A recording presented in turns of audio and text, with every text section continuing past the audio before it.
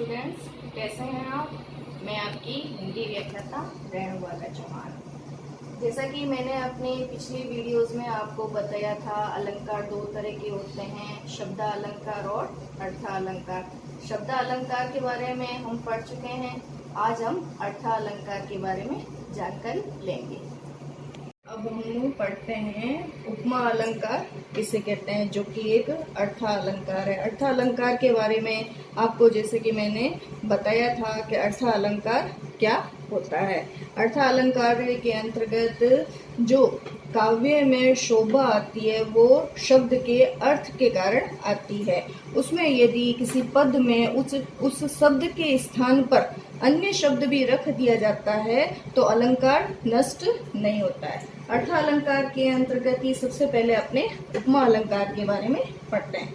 चलिए इसके पहले शाब्दिक अर्थ जो है जान लेते हैं। ये दो शब्दों से मिलकर बना हुआ है, जैसे कि आप यहाँ देख रहे हैं, उप धन माँ। उप का तात्पर्य है समीप, माँ का तात्पर्य है मापना, यानी दो वस्तुओं को समीप रहकर उनकी तुलना करना या समानता करना। अब इसकी परिभाषा की तरफ चलते हैं कि किसी एक व्यक्ति या वस्तु की रूप, रंग, गुण, धर्म के आधार पर दूसरी वस्तु से समानता या तुलना की जाती है, वहाँ उपमा अलंकार होता है। यानी एक कोई वस्तु होती है, उसका व्यक्ति या वस्तु, उसका जो रूप है, रंग है, गुण है या धर्म है, उसकी आप यहाँ ध्यान देंगे समानता या तुलना किसी अन्य वस्तु या व्यक्ति से, किसी अन्य वस्तु या व्यक्ति से समानता या तुलना की जाती है, वहां पर उपमा अलंकार होता है। जैसे एक उदाहरण से अपने समझते हैं कि मुख कमल के समान सुंदर है।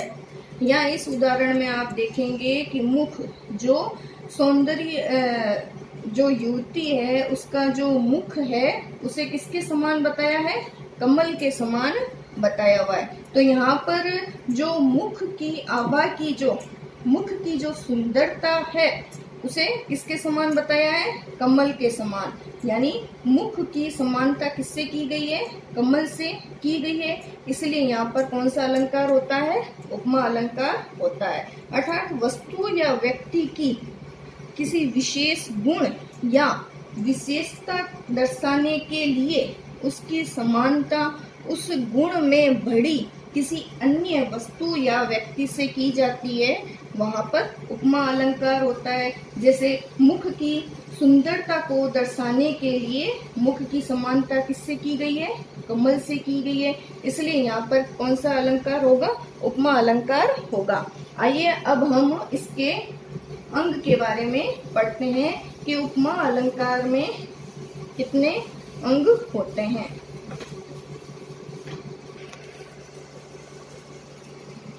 अच्छा, अब हम देख लेते हैं कि उपमा के कौन से अंग होते हैं।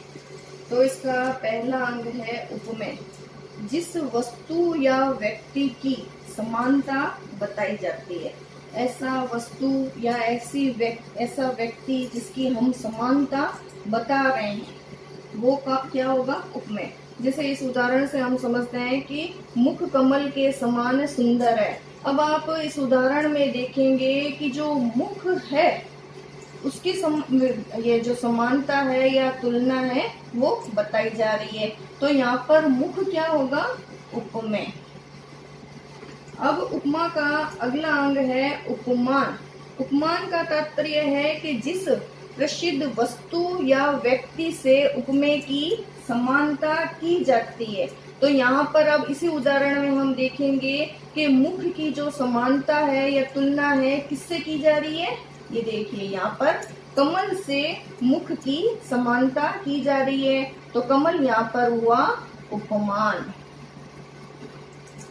आगे है तीसरे नंबर पर साधारण धर्म, यानी उपमेय व उपमान में जो गुण समान होता है वो क्या कहलाता है, साधारण धर्म कहलाता है। यानी कि वह गुण या वह क्रिया जो कि उपमेय और उपमान में समान रूप से पाई जाती है वो क्या होगा, साधारण धर्म। अब यहाँ पर मुख और कमल इन दोनों में जो है क्या है, समान, सुंदर। तो यहाँ पर सुंदर जो है वो साधारण धर्म होगा। चलिए इसका चौथा अंग है वाचक शब्द, कि वह शब्द जिसके द्वारा उपमा का बोध होता है वो क्या कहलाएगा, वाचक शब्द। वाचक शब्द में होता है के समान होता है, या सा, सी, से, या फिर सरिस, इव, जिमी, सदृश आदि जो है वाचक शब्द है। तो यहाँ पर आप देखेंगे कि जो उपमेय और उपमान है उसमें वाचक शब्द, कौन से वाचक शब्द से समानता दिखाई जा रही है, के समान। तो जो के समान है यहाँ पर क्या आएगा, वाचक शब्द। तो इस तरह से उपमा के 4 अंग हैं, उपमेय, उपमान, साधारण धर्म और वाचक शब्द। जिस तरह से इस उदाहरण में मैंने आपको बताया, मुख जो है जिसकी समानता बताई जा रही है वो होगा उपमेय, और जिससे समानता की जा रही है वो होगा उपमान। यहाँ पर कमल उपमान है, और दोनों में जो समान चीज है वो क्या है, सुंदरता। तो ये साधारण धर्म, और इनकी जो है समानता है किस शब्द से की जा रही है, के समान। तो जो के समान है वो यहाँ पर वाचक शब्द होगा।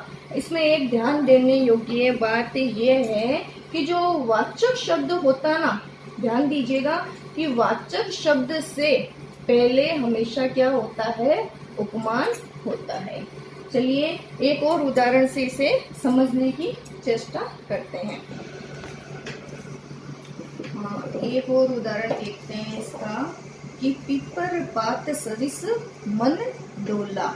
अब आप इसमें देखिएगा कि किसके बारे में बताया जा रहा है, मन के बारे में, कि जो मन है वो पीपल के पत्ते के समान डोल रहा है। तो किसके बारे में बताया जा रहा है, मन के बारे में। तो मन यहाँ पर क्या होगा, उपमेय। अब मन की जो समानता तुलना है वो किससे की जा रही है, पीपल के पत्ते से। तो पीपल का पत्ता यहाँ पर क्या हुआ, उपमान हुआ। अब इन दोनों की समानता बताने वाला वाचक शब्द कौन सा है, सरिस। तो जो सरिस है यहाँ पर वाचक शब्द, और दोनों में जो समानता है वो क्या है, डोलना।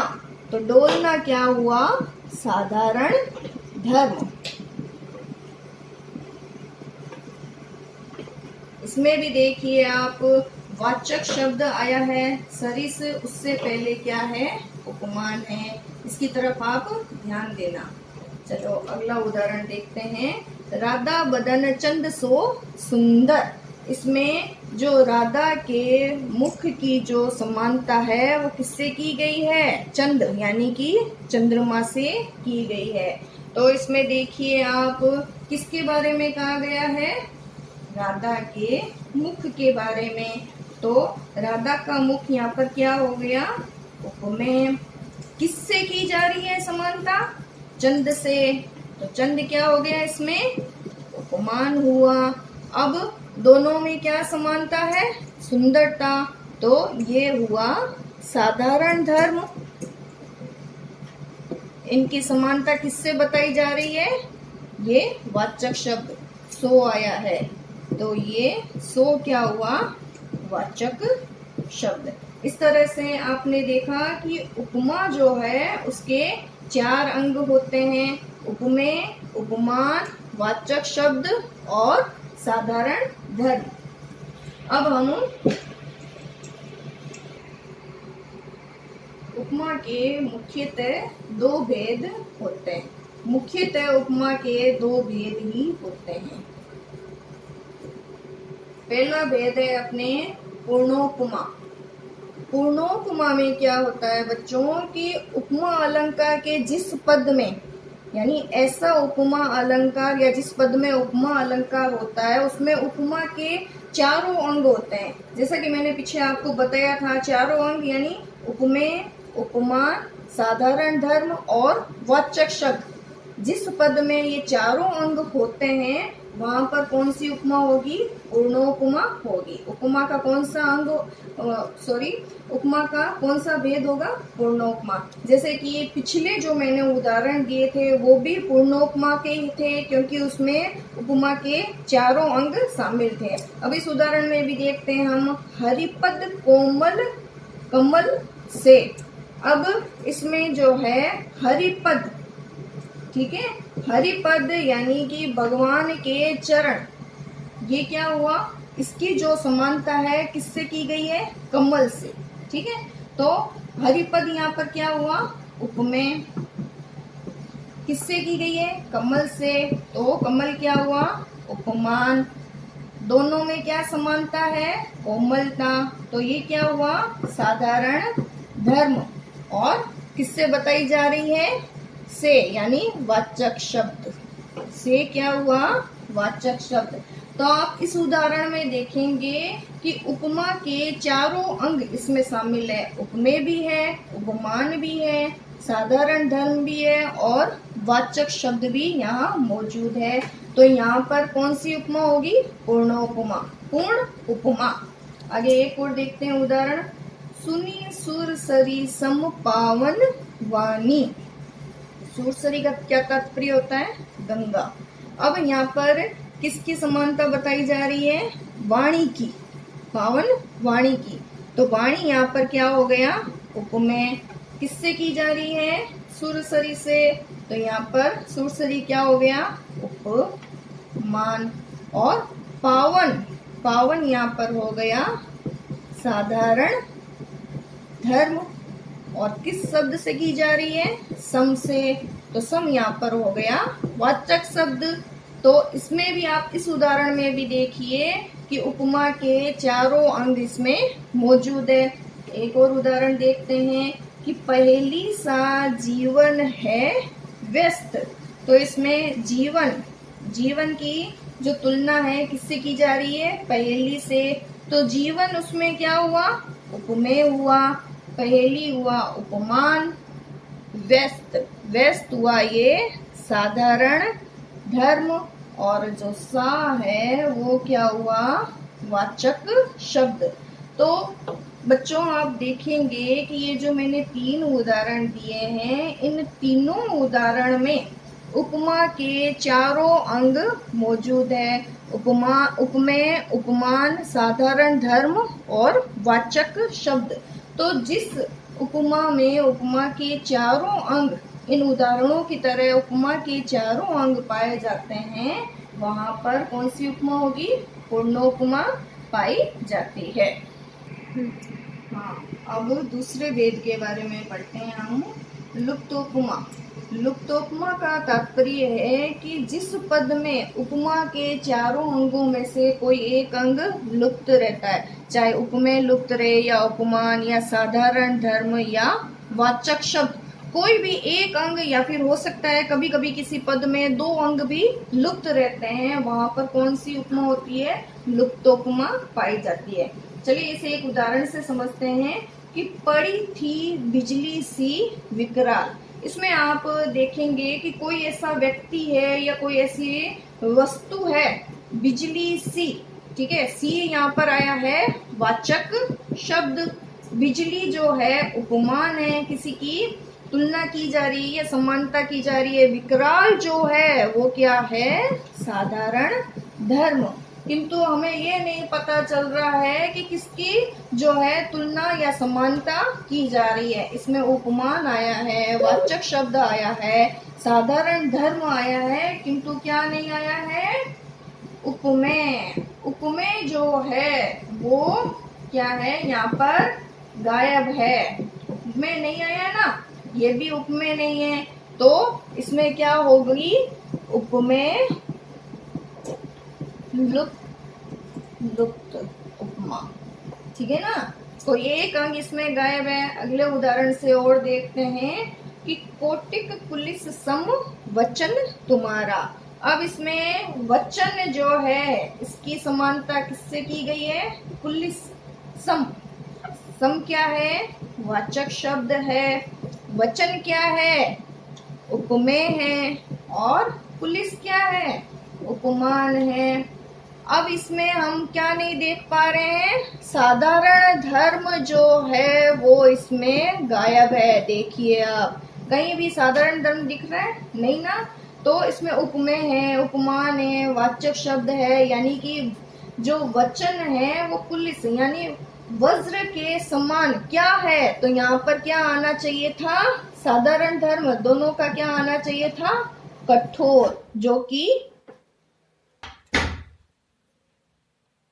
तो आप यहाँ पर देखेंगे कि उपमान है, वाचक शब्द है, उपमेय भी है, किंतु क्या गायब है? साधारण धर्म। साधारण धर्म इसमें क्या होना चाहिए था?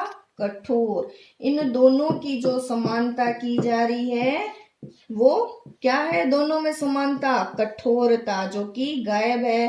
तो यहाँ पर क्या होगा? साधारण धर्म की लुप्तोपमा पाई जाएगी। तो इस उदाहरण से बच्चों आपने समझा होगा कि लुप्तोपमा में क्या होता है कि उपमा के चारों अंगों में से किसी एक अंग का है लुप्त होना पाया जाता है। आशा करती हूँ बच्चों उपमा अलंकार के बारे में मैंने आपको जो बताया, उपमा के अंग बताए, उसके जो भेद बताए, वो आपको समझ में आ गए होंगे। क्योंकि इस उपमा अलंकार से ही उपमेय है, उपमान है, साधारण धर्म है या वाचक शब्द है, इसी से आप आगे के जो अलंकार है वो समझेंगे। तो आशा है ये आपको समझ में आ गया होगा। धन्यवाद।